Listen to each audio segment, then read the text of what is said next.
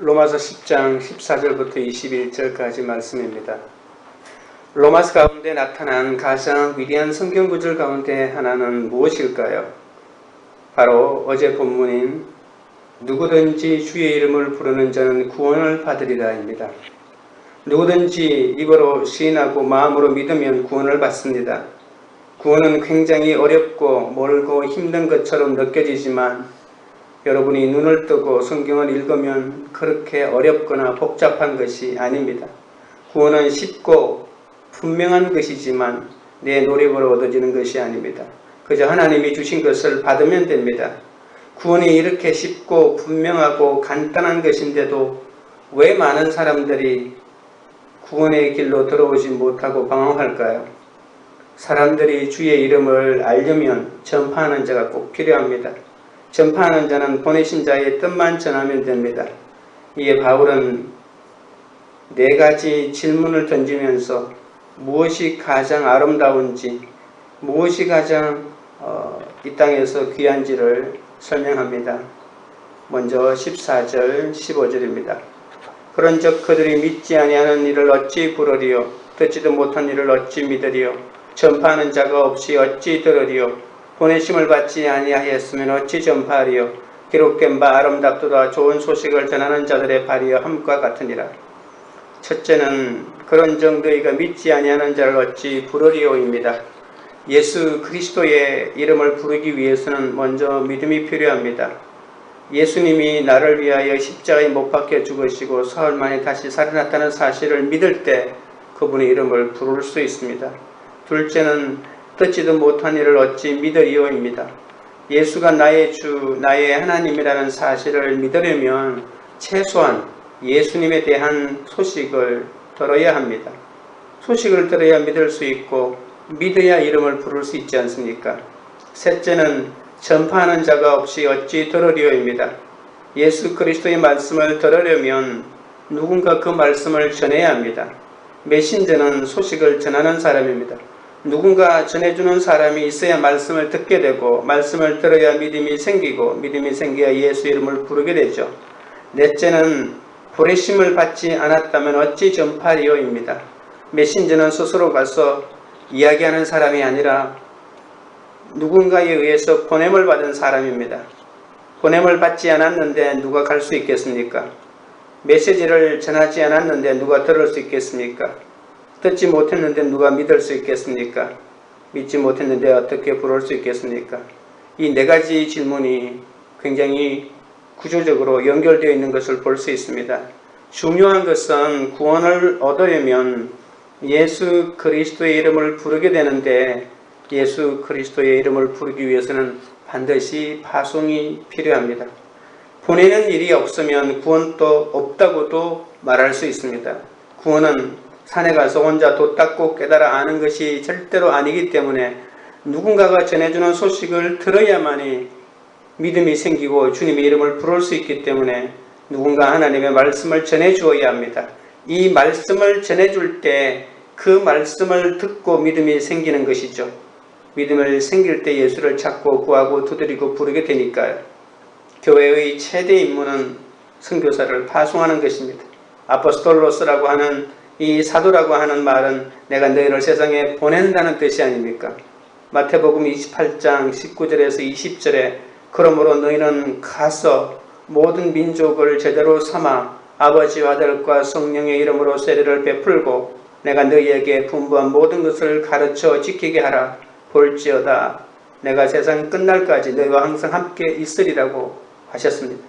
예수가 나를 위하여 십자가에 못 박혀 죽으시고 부활하셨고 나의 죄를 용서하셨고 나를 하나님의 아들로 인치셨고 나와 함께 계시는 분이라는 이 기쁜 소식을 전하러 가는 자의 발걸음은 어떻겠습니까? 가장 기쁜 소식은 예수 그리스도의 복음입니다. 그 소식을 전하는 자들의 발은 아름답습니다. 가장 아름다운 것은 복음을 전하는 자의 발걸음입니다. 죄와 절망 가운데 있던 내가 예수님을 믿고 살아난 것보다 기쁜 소식은 없습니다.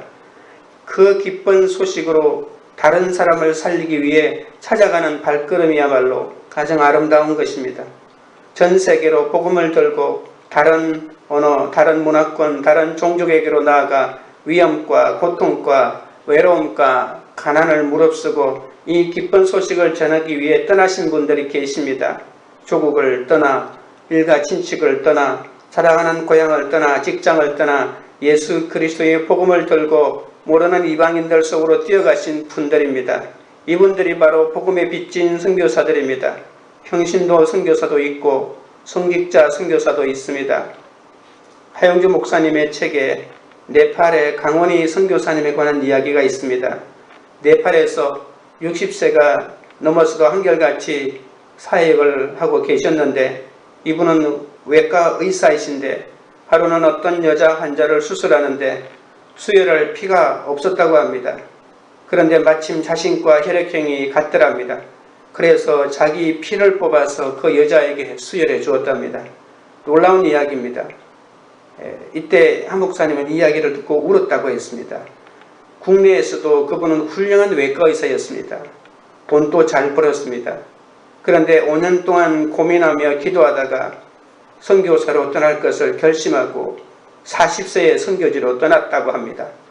지금까지 20년 동안 그는 스리랑카, 네팔 등의 지역을 돌아다니면서 어떨 때는 20시간을 걸어서 산을 넘고 또 넘어서 환자 130명을 돌보아주고 또 20시간을 넘는 거리를 걷고 또 걸어서 내려오기를 반복했다고 합니다. 왜, 무엇 때문에 이 사람이 이런 일을 하겠습니까?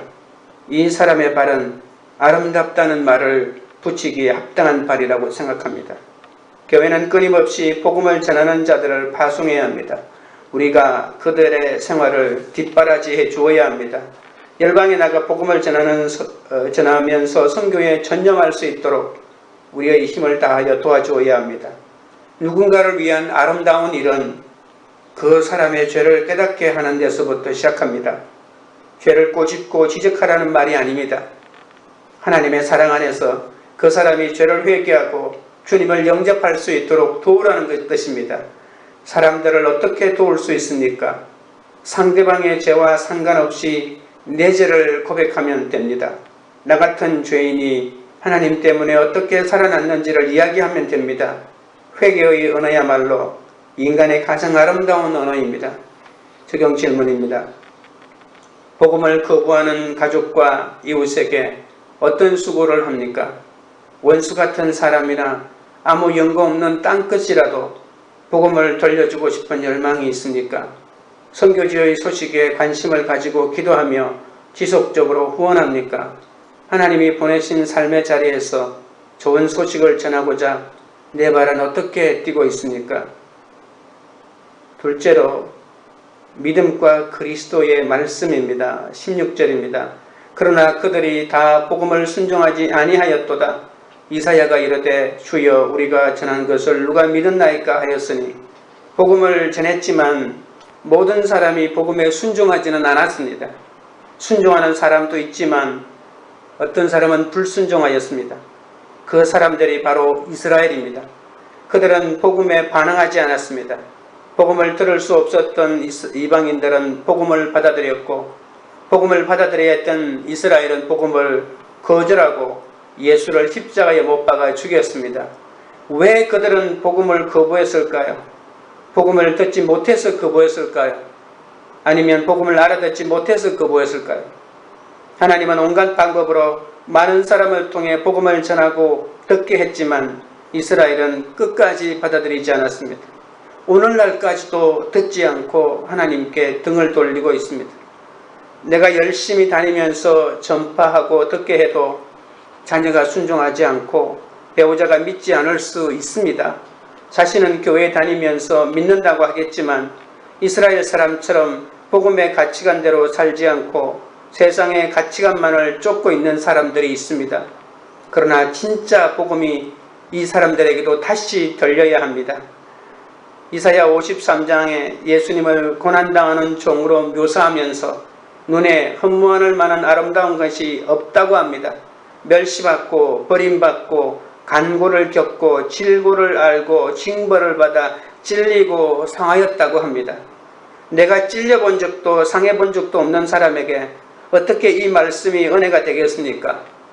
그래서 택한 유대인들이 안 믿는 것처럼 지금의 한국교회도 십자가 복음이 주인 노릇을 못하는 기복만을 쫓아가는 시대가 되고 말았습니다.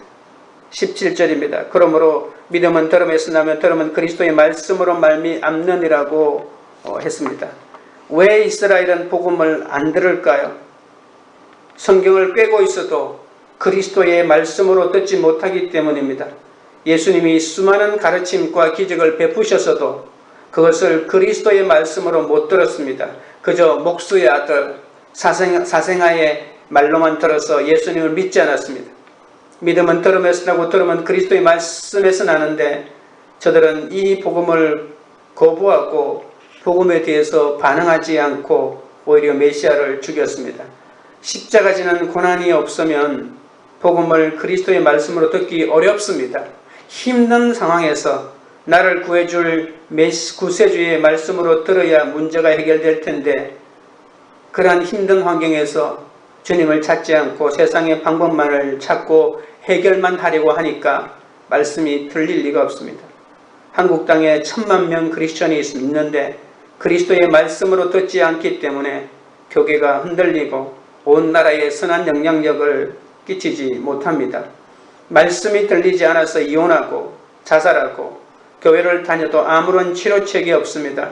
불신결혼과 불법을 저지르는 것을 아무렇지 않게 생각하면서 모두 포장을 하고 살아갑니다. 어떤 상황에서도 가정과 교회와 사회와 나라의 회복은 오직 그리스도의 말씀을 들을 때 시작됩니다.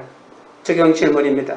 힘든 사건이 찾아올 때 제일 먼저 떠올리는 것은 무엇입니까? 내 감정에 휘말려 있거나 도와줄 사람을 찾아서 핸드폰만 붙잡고 있습니까? 어떤 사건도 그리스도의 말씀을 들으면 해결된다는 것을 믿습니까? 셋째로 이스라엘의 불순종에 대한 것입니다. 18절 그러나 내가 말하노니 그들이 듣지 아니하였느냐? 그렇지 아니하니 그 소리가 온 땅에 퍼졌고 그 말씀이 땅 끝까지 이르렀도다 하였느니라. 어떻게 하면 믿음이 자랄 수 있을까요? 믿음은 예수 그리스도의 말씀을 들으면 생깁니다. 말씀이 바로 믿음의 씨앗입니다. 믿음이 잘 자라게 하기 위해서는 비료도 있고 햇빛도 공기와 물도 중요하지만 제일 중요한 것은 씨입니다. 교회도 열심히 나오고 11조도 봉사도 기도도 금식도 많이 하는데 믿음이 자라지 않는 것은 이 말씀의 씨가 없기 때문에 그렇습니다. 교회를 아무리 들락날락해도 이 말씀의 씨가 없으면 믿음이 자라지 않습니다. 믿음을 갖고 싶으면 말씀을 들으십시오. 성경을 읽으십시오. 성경을 읽고 외우고 듣고 묵상하십시오. 그것이 믿음입니다. 말씀이 있어야만 믿음이 생깁니다. 우리가 말씀을 듣지 않으면 복음을 거부하는 것입니다. 이스라엘 사람들은 누구보다도 복음을 먼저 알았고 들었지만 그 복음을 거부했습니다. 믿음이 생기는 두 번째 비결은 좋은 땅이 되어야 합니다. 땅이 굳어 있으면 쟁기로 갈아엎어야 합니다. 교회에 오래 다녀서 예배가 익숙하고 설교도 익숙하고 성경에 대해서도 익숙하지만 변화받지 않는 사람이 있습니다. 본인이 제일 잘 압니다. 묵은 땅을 기경해야 합니다. 돌멩이도 있고 햇볕도 잘 들고 비도 적당히 와야 합니다. 예전에 받았던 은혜를 가지고 거지같이 살지 말아야 합니다. 하나님이 매일매일 새로운 은혜를 새벽마다 주시는데 몇 년 전에 10년 전에 주신 그 은혜 쪼가리를 부여잡고 거지처럼 살 수 있겠습니까? 오늘 우리 안에 믿음의 씨가 새로 심어져야 합니다. 믿음이 자라게 열매가 맺도록 능력 있는 삶을 살아야 합니다. 19절입니다. 그러나 내가 말하노니 이스라엘이 알지 못하였느냐? 먼저 모세가 이르되 내가 백성 아닌 자로서 너희를 시기하게 하며 미련한 백성으로서 너희를 노엽게 하리라 하였고 이스라엘은 듣지 못해서 몰라서 메시아를 거부한 것이 아닙니다. 이스라엘은 메시아에 관한 얘기를 듣고 알았습니다. 메시아가 처녀에게 잉태될 것도 알았고 탄생 장소도 알았지만 이스라엘은 교만하고 완고했기 때문에 메시아를 거부했습니다. 설교도 듣고 성경 공부도 하는데 신앙생활이 고장날 수가 있습니다. 답답하고 기쁨이 없습니다. 예수 믿는 게 습관입니다. 무기력합니다. 자꾸만 죄를 반복합니다. 몰라서 죄를 짓는 것이 아니라 알면서도 자꾸 죄를 짓습니다. 하나님보다도 세상을 더 좋아합니다. 자기 영혼이 감옥에 갇힌 것 같은 그런 느낌이 들 때 교회에 오래 다니면서도 변화될 생각은 하지 않고 오히려 더 강팍해지는 것을 볼 수 있습니다. 늘 자신을 변명하기만 합니다. 죄인은 자신의 허물을 볼 수 없습니다. 자기 허물을 보는 사람은 남의 허물에 대하여 야단을 치지 않습니다. 자기 허물이 보이지 않기 때문에 남의 허물에 대해서 야단을 치는 것입니다. 나는 믿음이 좋다라고 하는 사람, 이런 사람들은 자기 허물은 보이지 않고 남의 허물만 보이기 때문에 온 교회를 쑥대밭으로 만들고 자신도 변화되지 않는 그것을 가지고 카운셀링을 해준다고 온 사람들의 마음을 헤집고 있는 것이 믿는 사람, 잘 믿는다고 하는 사람의 태도입니다. 우리가 말씀으로 내가 과연 어떤 마음의 상태인지, 나에게는 말씀이 심겨져서 열매를 맺는지 잘 살펴보아야 합니다. 20절입니다. 이사야는 매우 담대하여 내가 나를 찾지 아니한 자들에게 찾은 바 되고 내게 묻지 아니한 자들에게 나타났노라 말하였고, 하나님은 이사야 6장에서 이사야에게 사명을 줄 때 네가 아무리 말씀을 외쳐도 아무도 내 말에 반응하지 않을 것이라고 말해줍니다. 그러나 이사야는 하나님을 배척하는 이스라엘에게 열심히 복음을 외쳤습니다. 그러다 보니 이사야가 매우 담대해졌습니다. 담대함이 생기면 사역의 범위가 넓어져서 나를 찾지 않고 묻지도 않는 자들에게까지 나아가서 복음을 전하게 됩니다. 내가 배척을 받고 어려움을 당하면 오히려 복음의 위축을 당하는 것이 아니라 복음의 영적인 범위가 더 넓어지게 된다는 것입니다. 온 집안이 다 믿고 서로 믿음이 좋다고 칭찬을 받으면 복음의 지경이 넓어지지 않습니다. 내 식구가 예수를 안 믿고 남편이 안 믿고 자식이 안 믿으면 구원의 절박함이 더 생기기 때문에 복음 때문에 배척을 받는 것이 나를 더 크게 쓰시려는 하나님의 축복임을 깨달아야 합니다. 21절 이스라엘에 대하여 이르되 순종하지 아니하고 거슬러 말하는 백성에게 내가 종일 내 손을 벌렸노라 하였느니라. 하나님은 이스라엘이 순종하지 아니하고 거슬러 말해도 사랑하십니다. 그 백성을 향해 종일 손을 내밀고 기다리십니다. 도살장에 끌려가는 양의 모습을 생각해 보십시오. 턱 깎는 자 앞에서 잠잠한 양과 같이 인류의 모든 죄 앞에서 예수님은 십자가를 지고 순종하셨습니다. 온종일 손을 벌리시고 기다리시는 하나님을 떠올리시기 바랍니다. 아직도 돌아오지 않은 이스라엘이지만 하나님은 변함없는 사랑으로 그들을 향해 손을 벌리시고 오늘 또 기다리십니다. 이스라엘이 하나님을 배척함으로 복음이 이방인인 우리에게 나타났으니 그 은혜로 감사할 수밖에 없습니다. 언젠가 반드시 이스라엘도 영적 장자로 회복될 것입니다. 내가 복음을 전해서 배척받는 시간이 길어질수록 내 영적인 수준이 높아진다는 것을 기억해야 합니다. 배척과 핍박을 받는 그 시간 동안 구원의 사랑으로 또 다른 사람을 향하여 복음의 손을 내밀어야 합니다. 그래서 복음의 지경이 점점 넓어지는 것을 기뻐해야 합니다. 내 식구들이 예수 안 믿는다고 절망할 것이 아니라 다른 사람도 내 식구를 생각하는 그 국률한 마음으로 계속 복음을 전하면 내가 가지고 있는 복음의 영역이 계속해서 그 지경이 넓어진다는 것을, 하나님께서 그렇게 나를 쓰신다는 것을 알아야 합니다. 내 식구들이 예수 믿고 난 다음에 복음을 전한다면 언제 복음을 전할 수 있겠습니까? 하나님 아버지께서 이스라엘 때문에 얼마나 많은 고통을 당하셨는지 모릅니다. 하나님은 이스라엘이 수천 년 동안 말씀을 안 듣고 속을 썩이니까 시기하게 하고 노엽게 하게 하고 때로는 달래기도 하셨습니다. 그러면서도 만약에 사도 바울이 이스라엘이 복음을 믿기 전에는 절대로 다른 이방민들에게 안전한다고 하고 안전했으면 어떻게 됐겠습니까? 이스라엘이 안 믿는 동안에 사도 바울은 복음의 지경이 점점 더 넓어져서 온 열방이 복음을 듣게 되지 않았습니까? 우리도 마찬가지입니다. 주님은 지금도 돌아오기만을 종일 손을 벌리고 기다리십니다. 만약 내가 교회를 다니다가 떠났어도 하나님은 언제나 두 팔을 벌리고 기다리십니다. 여러분 중에 이스라엘처럼 예수를 오래 믿었지만 실족하고 상처를 입어 하나님께 순종하지 못하고 거슬려 말하는 자들이 있습니까?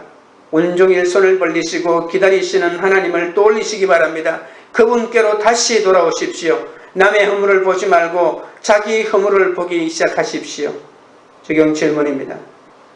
나의 믿음 때문에 나를 핍박하는 가족, 직장, 동료가 있습니까?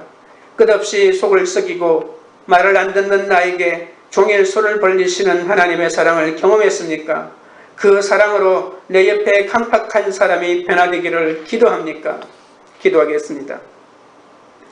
하나님 아버지, 저는 날마다 외적인 아름다움을 구하고 아름다운 사람이 되려고 노력하였지만 하나님께서는 가장 아름다운 것은 복음을 전하는 발이라고 하십니다. 내가 더 좋은 옷을 입고 더 좋은 명예를 얻고 더 좋은 교회를 가지면 아름다운 것이 아니라 복음을 전하는 발이 가장 아름답고 하셨습니다. 내가 주님의 사랑을 알았다면 이제는 전파하는 자가 되어야 하는데 주여 불쌍히 여기시고 가장 아름다운 발을 가진 자가 되도록 인도하여 주시기를 원합니다. 내가 그리스도의 말씀을 듣고 믿음으로 모든 사람에게 땅끝 나라인 북한에 땅끝과 같은 내 식구들에게 복음을 전할 수 있도록 은혜를 나려 주시옵소서. 주님, 내 발이 기도의 발이 되게 하시고 선교 후원의 발이 되게 하시고 섬김의 발이 되어 열방으로 죽어가는 영혼들을 찾아가는 아름다운 발이 될 수 있도록 인도하여 주시옵소서. 지금은 남편과 자녀들과 내 식구들이 복음을 듣지 않아도 내가 배척받음으로 오히려 복음의 지경이 넓어져 또 다른 이들을 전도하고 나가게 하여 주시옵소서. 나도 내 식구들을 끌어안을 수 있도록 은혜를 더하여 주시고 나의 복음을 듣지 않는 자들을 향하여 예수님처럼 두 손을 벌리고 그들을 향하여 내 마음을 쏟아낼 수 있도록 인도하여 주시옵소서. 열방의 모든 사람이 사랑의 복음에 들어와 하나님의 품에 안기는 자들이 될 수 있도록 역사하여 주시옵소서. 열방을 살려 주시옵소서. 열방의 구원의 은혜를 베풀어 주시옵소서. 그 일을 위해 우리가 전파하는 자의 아름다운 발이 되기를 원하옵나이다. 믿음은 들음에서 남의 들음은 예수 그리스도의 말씀으로 말미암는다고 들었습니다. 말씀을 듣고도 말씀을 알고도 강팍해지고 불순종하고 거슬려 말하는 이스라엘, 그들 때문에 사도 바울은 눈물을 흘렸고 그들 때문에 하나님은 온종일 손을 펴고 계셨습니다. 주님, 오늘 우리가 회개합니다. 돌아가기를 원합니다. 강팍한 우리 마음을 녹여주시고 불순종하는 우리 마음을 녹여주시고 거슬려 말하는 우리 영을 회복시켜 주시옵소서. 광교우리들 교회가 말씀을 함께 듣고 나누는 공동체가 되게 하셔서 날마다 믿음이 자라게 하시고 복음을 전하는 자의 발이 다 되게 하여 주시옵소서. 내 가족에게로 가는 발이 되게 하여 주시옵소서. 광교와 흥덕으로 가고 열방으로 가는 발이 되게 하여 주시옵소서. 우리를 향해 온종일 구원의 손을 벌리시고 하나님의 말씀을 듣고 믿음으로 순종하여 주님과 충만한 교제를 하는 귀한 오늘이 되도록 인도하여 주시옵소서. 예수님의 이름으로 기도드립니다. 아멘.